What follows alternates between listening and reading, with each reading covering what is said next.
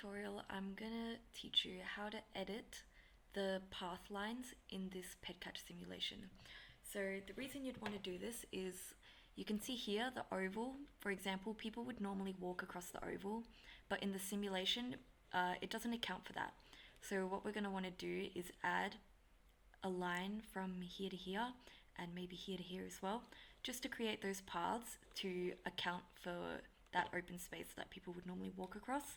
This is also useful in this situation. We have a uni campus and people would walk through the buildings to get through the block of buildings, and we're going to want to account for that as well.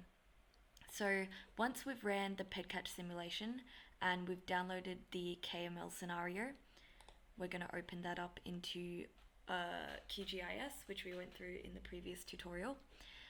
So now we're going to want to edit these black lines. So I'm going to hide the convex holes, I'm going to hide maximum distance, and I'm also going to hide the markers.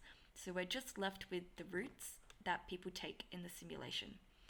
So next, I'm going to want to go into this pencil icon here, which is toggle editing. And I'm going to want to select the ways layer here. And we're going to make a copy of that just so we don't, we keep the original and also have an edited version as well. So what I'm going to do is I'm going to right click on the ways layer, go to export, and then save feature as.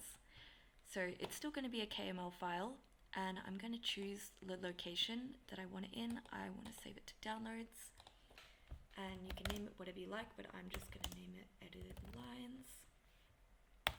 And we're going to save that. So it's important to add save file to map. So make sure that this one here is always ticked so that it will come up as a new layer in the toolbar here. And then we're going to click OK. Make sure that this is selected, or you can just do select all. It will be shaded dark gray. And we're going to add layers. So now you can see that we have two of these here. I'm going to hide the original, which is the original ways layer.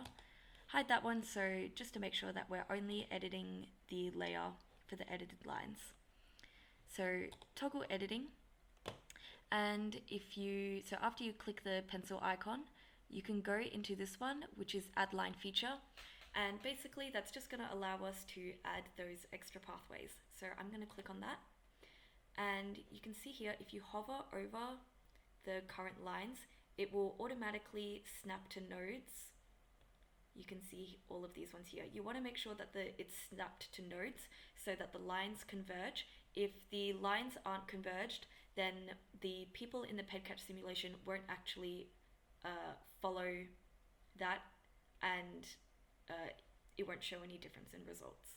So in this example, I'm just going to make some connections across Glenferrie Oval. So I'm going to go for this node here. I'm just going to attach it to here. So I'll just repeat that. So I click on this node and then click again here.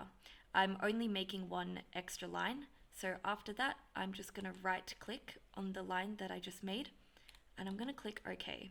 So you can see that one is there now, and it converges at the original lines, as you can see with the nodes.